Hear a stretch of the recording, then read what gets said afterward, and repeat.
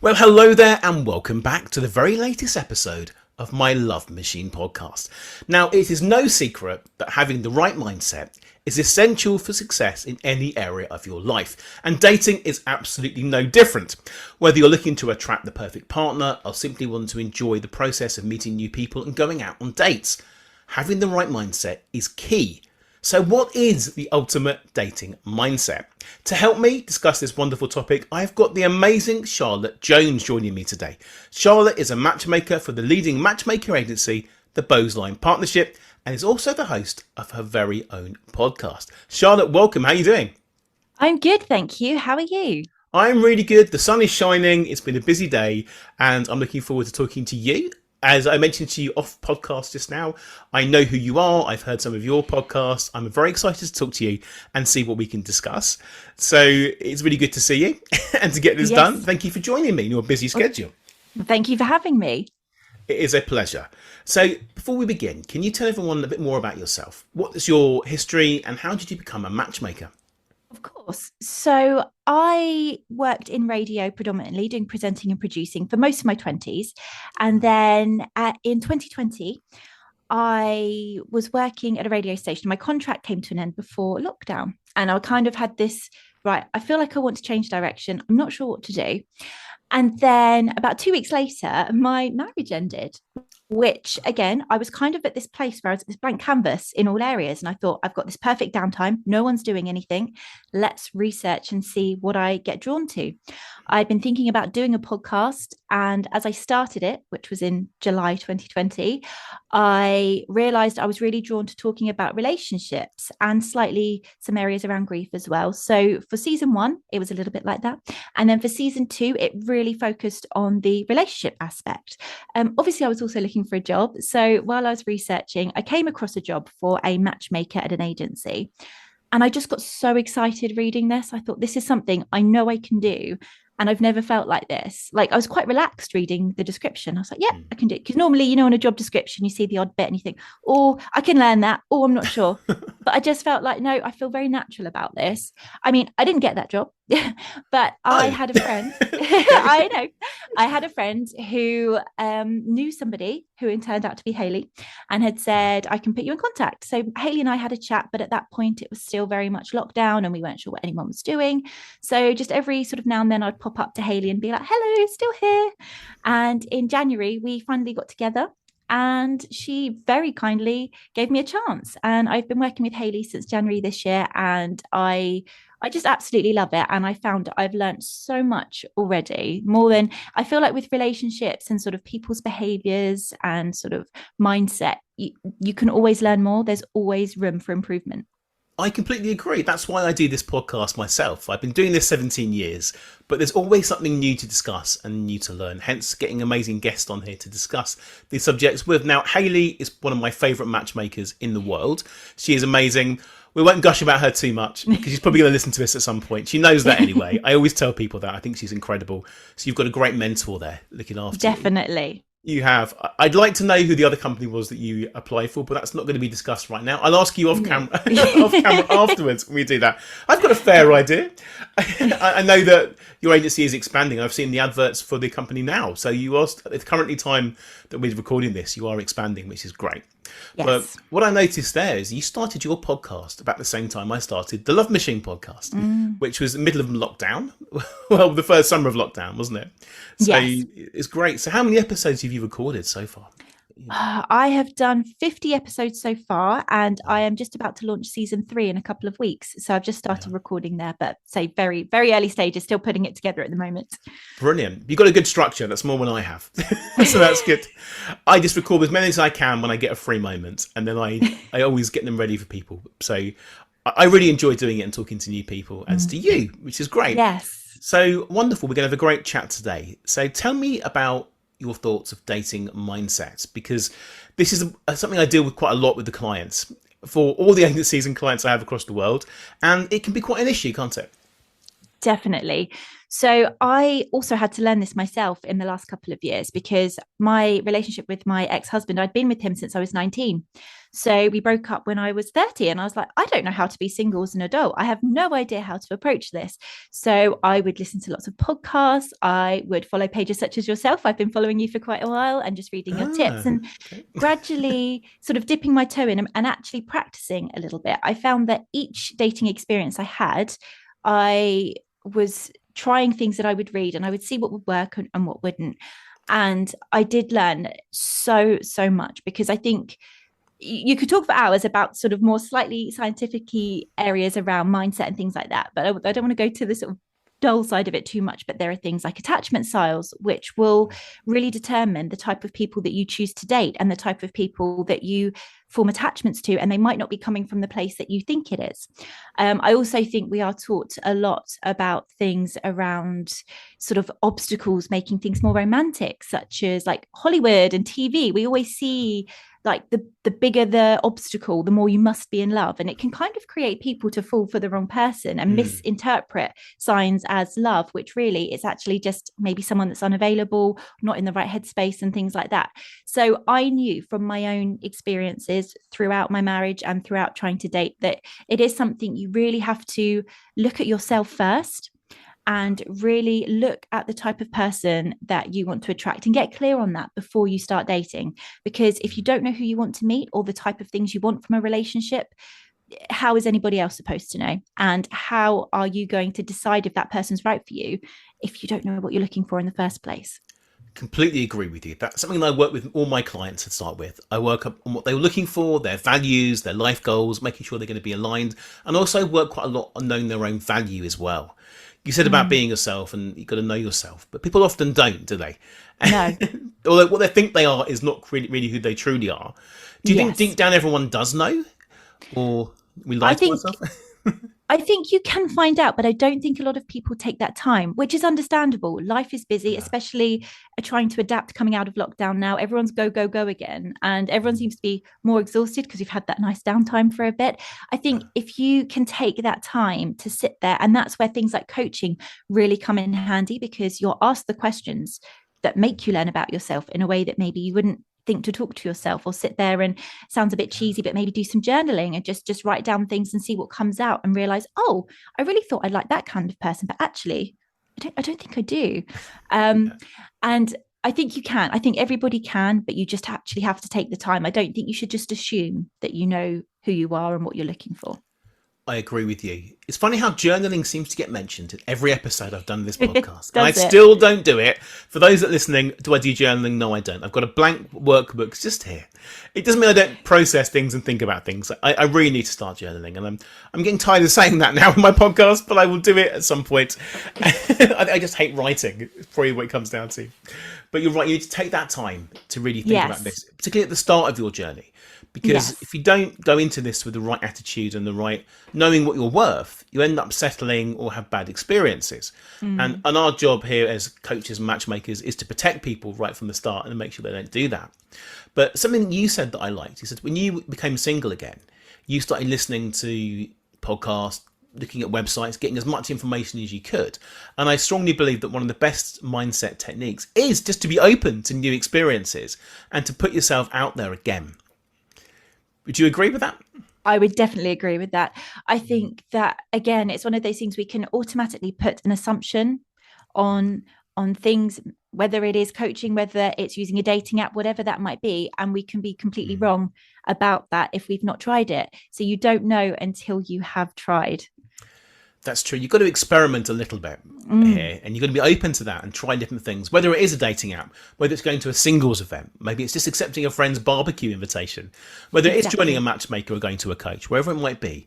Just try something a bit different, because what you've been doing so far is probably something completely different. You've been in a relationship, maybe you haven't, maybe you've given up for a little while and you want to start again. But I think being open to all what might come ahead is the best thing, because we have no control over what happens in the future. The past has made us who we are. And now we can live in the moment and we can embrace that and take advantage of it. And I think one of these things is also, we touched upon it just a little bit now about working on yourself and knowing your own value, but not taking yourself too seriously. Definitely. Do you think people do that quite a lot? I think people, and more so women, can sometimes overthink dating, which I completely understand. I'm a massive overthinker myself. And again, I had to teach myself not to.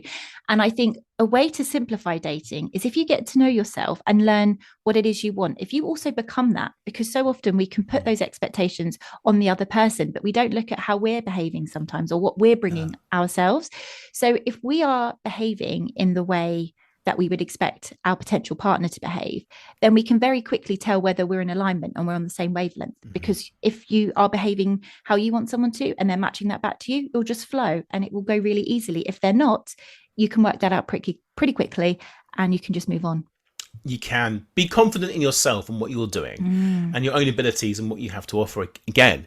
But you're quite right. People often get into the habits of texting, for example, and say, well, he hasn't texted me for a couple of days, or he's not calling me, or she hasn't done this. But really, have you called them? Have you texted them? What's going on? It takes two to tango. I had a client today and she said that she hadn't heard from somebody for a month, so she assumed it wasn't interested. I said, but did you contact him? She said, no. So you're probably just as confused as she was. Exactly. And I see this so often doing matchmaking now, is that the phrase men are from Mars and women are from Venus is so true. And I'm seeing, and it's so fascinating to see it from a logical perspective on the outside rather than it being me, myself going through dating, because the amount of times women will assume someone isn't interested, but it's not the case at all. Men are just more relaxed. And also when it comes to things such as matchmaking, dating apps, if they haven't met you yet, I do quite often think that men won't, they will be more relaxed. And sometimes women can maybe have this very, very high expectation of what the man will do, which he will do once he knows you. Once he knows you and he knows he likes you, of course. But it's just, again, it's that slight different expectation of how a woman versus how a man can see it. And we do obviously explain this and we can learn and mold over time, but it is, if you relax and don't take it so seriously and have fun with it, then also you're not going to be stressed if they're not texting you instantly, because you know what you bring, you're living your life. And if they don't, then you know that someone will come along soon enough. You will. I do see this a lot, as I know that you do, because I coach all your clients, so I know this. But that's how this works. But it's not just your clients. This happens to all the clients that I coach. They get a situation where a matchmaker has made a connection to somebody, and the gentleman's given the number, and they haven't heard for a couple of weeks from that person. But they wonder, I was not interested. If he was interested, he'd have reached out to me by now and done that. Yep, you see this. I'll tell you my thoughts on this. I'll let to hear yours after, if that's okay. And I will say, well, like you just said now, you are not their priority at this stage. You might never be a priority, but at the moment you're not. They've got other things going on. Their life is going on. Maybe it's their children. Maybe it's a holiday. Maybe it's a work project. They will contact you when they're in the right space and they've got time to do this and want to start right from the beginning. They want to plan and get it going in the right way. Contacting you now is just going to be wasted both your time because they're not available. And people don't always understand this. What are your thoughts on that? I completely agree. And I also understand, I think when I was younger, definitely, I would have that mindset, be like, well, they're not interested. I mean, I haven't heard for 2 days. And my first dating experience post divorce, I remember I met a guy on a dating app. We spoke for about an hour through text on a Tuesday. We agreed we'd meet on the Friday, and it got to Thursday and I was like, we did agree, but I haven't heard, but I'm trying my approaches. I'm not going to stress. I'm just a bit unsure because I'm assuming he would have been really clear with me. So it got to the evening before and I just dropped a text. I said, oh, are we still on for tomorrow? He's like, yeah, sure. And he just sent the details and we had such a lovely first date. And I remember him saying at the end of that date, he said, I'm not someone that will play games. If I'm not texting, it's because I'm generally, he worked with cars. So he was like, I just can't text because I'm, busy with my hands. But I will as soon as I get a chance. And it was true. And that really changed my perspective because before that first date, he didn't know me. Why would he stop his day to text me when he hasn't met me yet? He has no idea if he likes me. And it really opened my eyes. And then going forward and with matchmaking, I always say it to our members. It's not intentional. It's not personal. And I think that it's very easy to take personally if you think someone's not responding, but it's simply not the case. It's just a different mindset. And also, I think if more women could take that mindset and just relax and say, well, actually, I'm busy too, and I will text you when I get a minute, it would just make it a lot more of a relaxed process for everybody. it should be, dating should be fun. People Exactly. forget to make it fun. Although I do have to ask a question. This Okay. guy that you were texting and then you met with him, what Yeah. was the time period between you having this conversation and agreeing to go on a date and actually going on this date? 4 days. Don't you think he should have probably texted you the night before just to reconfirm and put you at ease, regardless? Yes. I mean, the thing is, like I said, in a female logical brain, oh, do you know, I would have loved flattery. I would have loved the night before. Yeah. But I ended up dating that guy for about 10 months. I And knew that was coming. I had a feeling that was going to come. But this is why I don't want to be overcritical. But I would say men should remember that women take a long time to prepare to get ready for a date. Hair, makeup, outfits, and choosing the night before. If you don't yes. reconfirm it, then how do I know you're going to do this? And it shouldn't be down to you to chase.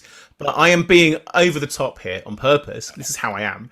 I think it all worked out well for 10 months, didn't it? Yeah, exactly. And also it was a very good transition period for me because it was those first dating experiences post a long-term relationship. So Yeah. it was what I needed. But it as again with every single situation, they are different as well. So everything can have tweaks. And you could always say, oh, but what I did realize is that just because he didn't mean He wasn't he wasn't interested. interested. No. That was the point. And then after that first date, he asked to see me the day after and was like, can we meet up again? And was a lot more, once he'd met me, it Yeah. changed. And that's when I realized. Because then he was invested. He liked you.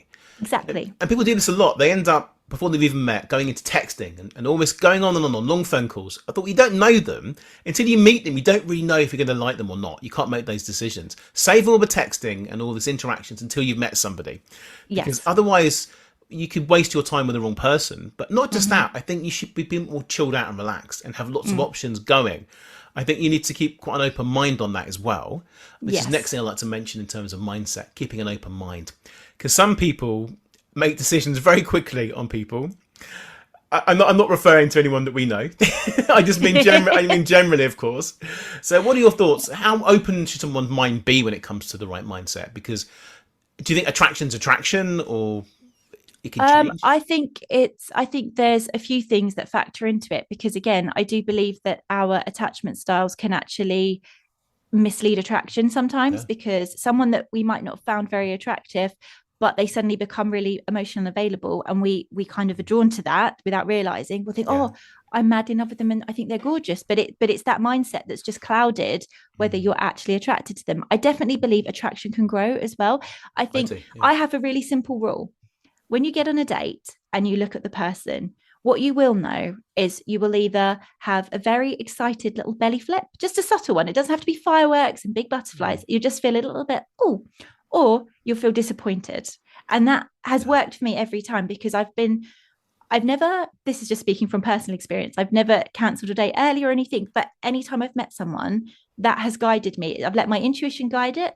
And even when I wasn't necessarily sure, but if I got that flip, I was like, well, I got the flip. So I'm just going to, I'll go on a second date, I'll go on a third date and I'll see.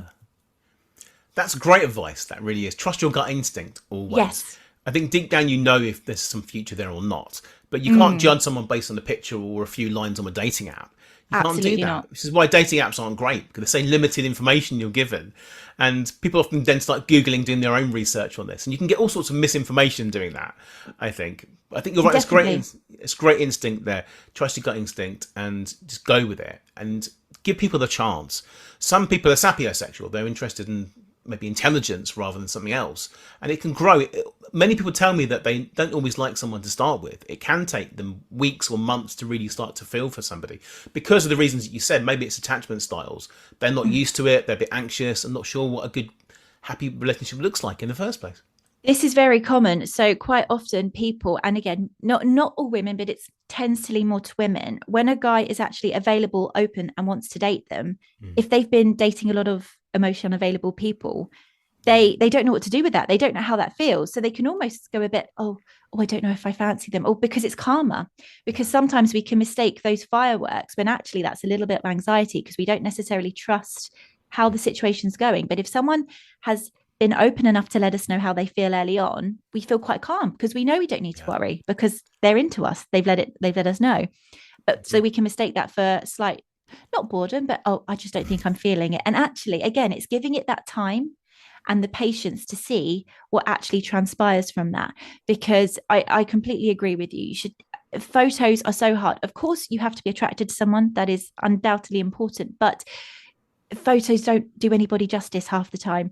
The guy that I was talking about, when I saw his photo, I was very, and I hope he doesn't hear this, I was very just open-minded, but I was like, I'm not sure, I'll just see, Yeah. but I can't tell.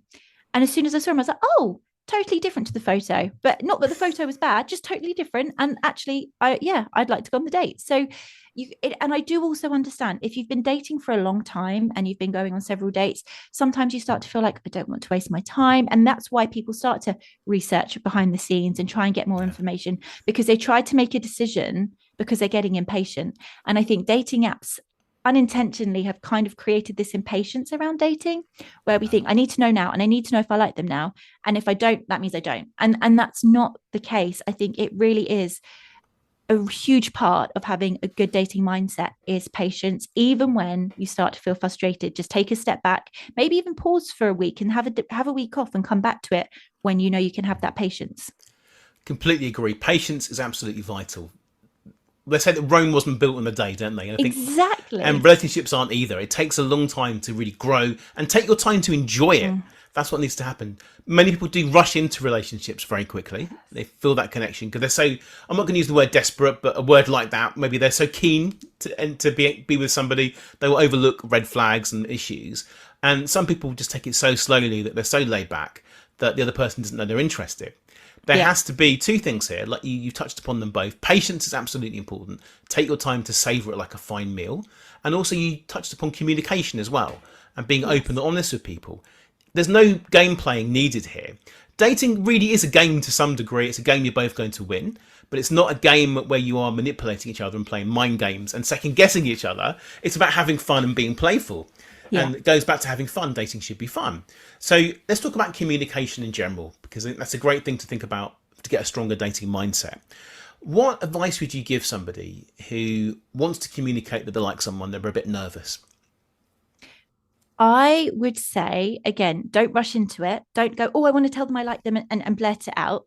Try and make sure you've paused. Always pause before any decision in dating, because, and sometimes maybe sleep on it. And first thing in the morning, you'll have a much clearer idea of where you stand, or what you're thinking or feeling about someone. But I would say, do you know what? If it's very early stages, if it's that first or second date, but you're actually, I want them to know, especially maybe if it's a lady and you're wanting to go first, which all for that, by the way. I Voice noting, I find a really good way, because you can do it on your phone that's not directly on the message, so you can practice, and you can practice saying it a few times, but it's showing your emotion. They're hearing it in your voice, but you feel safer because you don't have to get an immediate response. So you don't have to, if you're on the phone and you say I like you, and they might need a minute to process how they're feeling, that can make you feel like it's rejection when it's not. Whereas if you just leave a little voice note to say, hi, we've been dating a couple of weeks now, I just want you to know that actually I quite like this, is where this is going. I'd like to see where this continues. I wouldn't necessarily ask how they feel, because if they like you back, they'll tell you anyway. And I think when you ask, you create a little bit of awkwardness and tension for yourself as well, which is not needed. Just put it out there and see how they respond. I think it's great to say, I like you. I just want you to know that I like where this is going. If they like you too and they feel the same, they're going to mimic that. But if you do it in a voice note, it just feels slightly safer. But texts can be misinterpreted sometimes. And They can. and I think that texting is not great, but a voice note, you can hear the tone, you can hear how someone's being sincere, and it will get that across. I think that's great advice. I'm quite wary of using voice notes and things like that because I'm a perfectionist. But I'm not doing it for dating purposes. But what I did try for a while on Instagram, when I was trying to contact some brands and contact people to work with, I tried leaving voice notes, and it had much more effect. I could show my humour, my voice, I could do it in the right way. But there's no point recording it 10 times and then doing it. It's got to be natural. Yeah. But I think voice notes are a very, very good way of doing it, because you can't misunderstand. You choose the wrong emoji and someone can think you're doing or saying the wrong thing. So absolutely great advice. Just say to them that you're enjoying getting to know them, and just leave it at that and see what they say. Yeah. Don't worry about asking. Just leave it, because one, if you ask, if they really liked you, you wouldn't necessarily need to ask. But if you just want to put it out there, because like you say, some people are just shy as well, or they need a bit of encouragement, and that goes both ways. But they will tell you if they do. They will respond, and they won't leave you hanging either. So the voice note, if they leave you hanging, it's also a more subtle way to go. Give them their space. Definitely give them their space for a little bit. But if you don't get a response, or you don't get the response you want, it's a more subtle way to know that you can just put it to bed. You've put it out there, and that is enough as well. I think sometimes we think, oh, I've told him, but maybe he didn't quite understand. And if you get a bit nervous or you're slightly anxious attachment, you'll be like, I'll just try this, I'll try that. Just put it out there once, and that's enough. That is enough. Yeah, don't double voice note or double text. No. That can get you in Did trouble. you get my message? Just they got your message. They got your message. They got it. Well, you can see that nowadays, can't you, on WhatsApp? You can see the double ticks if someone's read it. And that's even worse. They've read your message and they haven't even bothered to respond to you. But they could be busy. They've been playing it cool. They're doing something else. Maybe they haven't been even met you yet. Maybe they're dating someone else. Doesn't matter. If they want to contact you, they will show that to you as soon as they can. And just embracing that as well. I'm very nosy. Are you currently dating anyone at the moment? I am. I'm in a really happy relationship for about a year now. So wonderful. Okay. And where did you meet them? So I met them on a night out, and I don't know how much into the universe and things like that you are, but I feel I did bring it in, because I'd recently ended that first relationship we discussed, and I realized I was like, I'm in the headspace now to date properly, to sort of go more than surface level. Like, that was a great experience. It was great learning. I want more. So I did create a page on a dating app, but not with the intention of using it. It was my little mind's way of like, I'm going to make it and not look at it. It's just putting it to the universe. I'm open. Yes. And then I had a night out with a friend, which was my idea. I then almost cancelled this night out because I thought, I can't really be bothered. And then I felt bad. So we still went. And I saw this guy across the room, and I have a thing for arms. They're kind of my thing. And I noticed his arms because it's all dark on the dance floor. But I said to myself, no, this is a girls' night. As much as you're open, this is also a girls' night. You're not going to go off. And I went to the bar and I carried on with my night. And about 20 minutes later, he approached me and just pretty much asked me out straight away. But it was so flattering and respectful. I was just like, oh, okay. And again, like you said, it was fun and playful. Nothing got rushed. But what I loved is, so on the first date, I could tell it went well. I always know it goes well when you think it's been an hour or two and you realize it's been about 2 hours more. So I remember thinking, it's probably about 5 o'clock. And I had a look and it was like 7:30. I was like, oh, no idea that the time went. But he did it very well, because for the first 2 dates, I was like, I think he likes me, but I'm not sure. As in, it was like he was making the effort to communicate. Because we spoke about things like the universe and ghosts and spirits, the second date he planned a little ghost tour around Brighton because he knew that's what I liked. And I took that as, okay. And I was like, he's making the effort. And again, it was that thing where I didn't need to ask. I just let it play out. I was patient with it. And then about date 4, we both had stopped dating anybody else. By then we said we've come off any apps, anything like that. We've both decided that we just let it very slowly play out. But it's been the healthiest, happiest experience. But so much of that has come through patience, not assuming things, and knowing my own worth. So knowing what I'm worth as well, and then that good communication and just being open.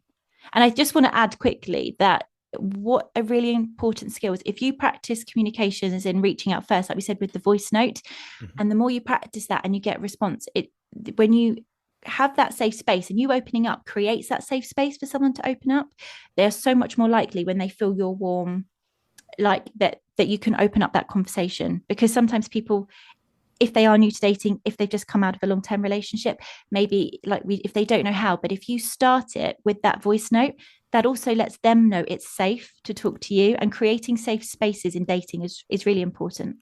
Completely agree. That's a lovely story. And thank you for sharing that with me. I was wondering if you were single, if you were allowed to date your clients, but I guess the answer is probably not. That was all. Do you know what? I've got a story for another time, but I'll tell you that after. Tell me after we stop recording. I'll tell you. But as far as I'm aware, no one has dated, no matchmakers and clients have dated. But I have seen stories on social media where it's happened.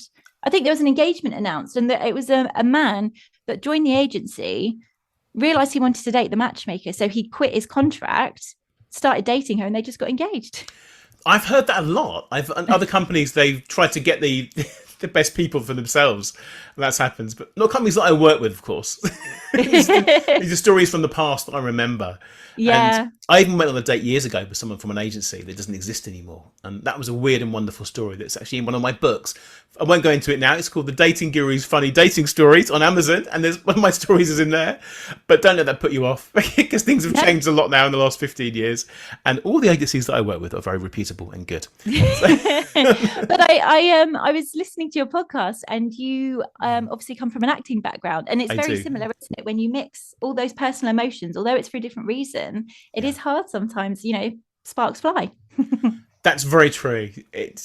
My wife made it very clear to me that she was interested early on, which is nice. So it really was. I mean, and I believe in the law of attraction and asking the universe and calling out and being positive, and they're having the right mindset to all these things. It's not always easy by any means.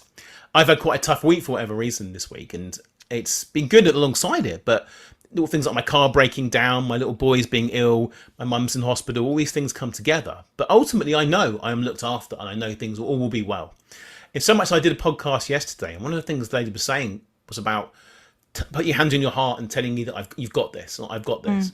I thought that was a law of attraction to me in itself, telling me what I needed to hear right at that moment, and that was really important. But I did this. I made a list of things I wanted in my ideal partner, and she had 19 out of 20 things on the list when she found the list. Amazing. Which is great. And the number 20th thing was something very superficial, which she sort of did have in another way anyway, but it didn't really need to have that.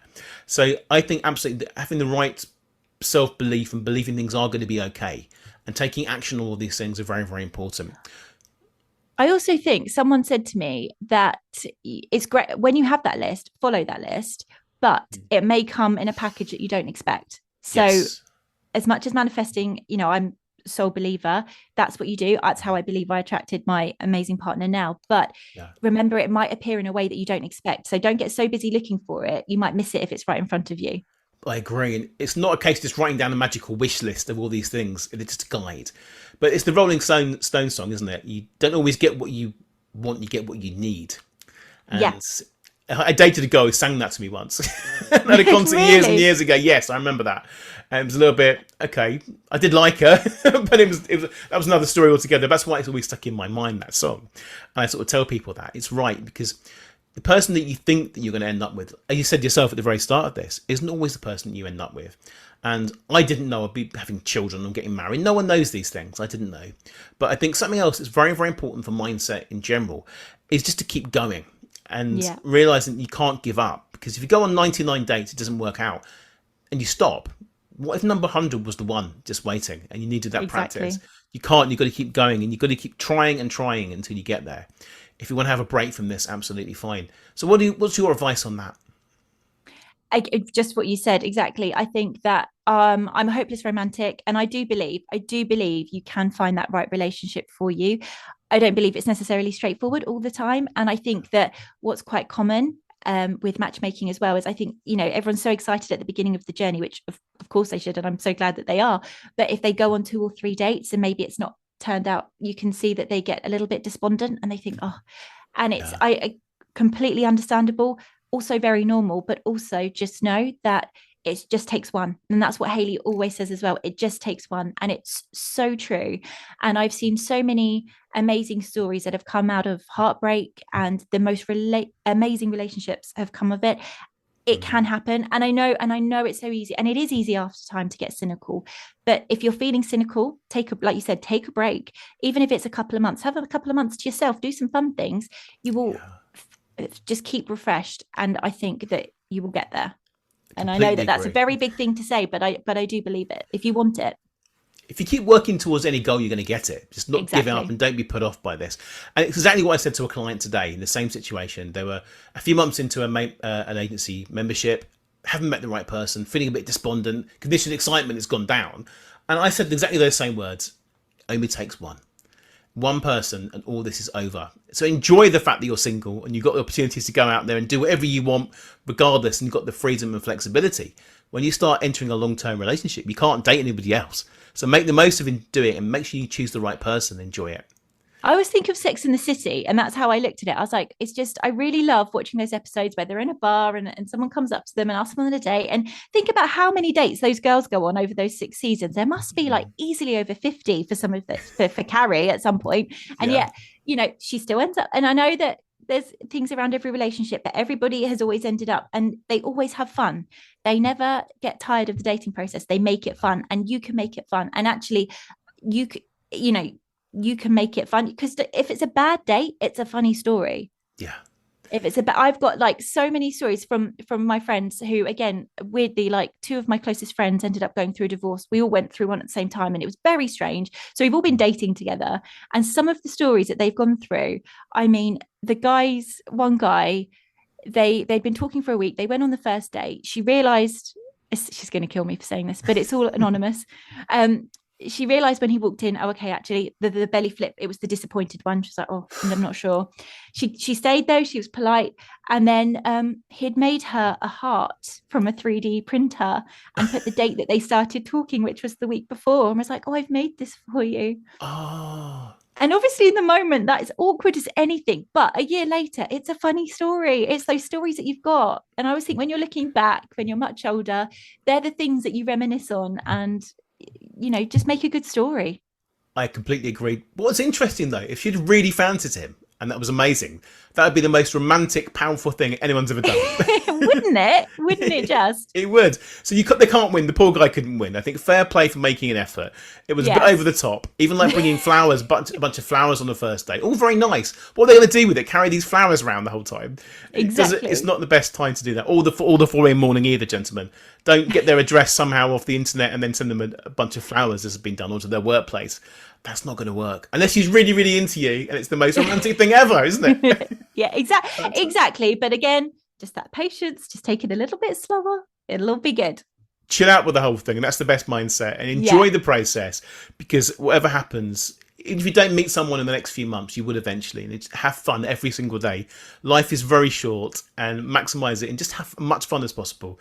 Exactly. And this podcast has been a lot of fun, Charlotte. Thank you very much. When does your new season come out? So season 3 starts on the 7th of September. Okay, this podcast might come out just after that. So if someone wants to find out more about your podcast and you, and look you up or backdate all these episodes, how do they do that? You can find me on Instagram. That's at Charlotte Jones Presents. Wonderful. Well, thank you so much. It's been a real privilege. Me. It's been great fun. Thank you very much indeed. And maybe we'll speak again another time. We probably will anyway about other things. Thank you. Definitely. I've really enjoyed it. Thank you. Bye now. Bye. Thank you so much for listening. I'd love to give you a free copy of my latest book, which you can download right now from my website, jamespreece.com. If you enjoyed this podcast, I'd really appreciate it if you could share the love by taking a few seconds to write a positive review on the iTunes store right now. See you next time.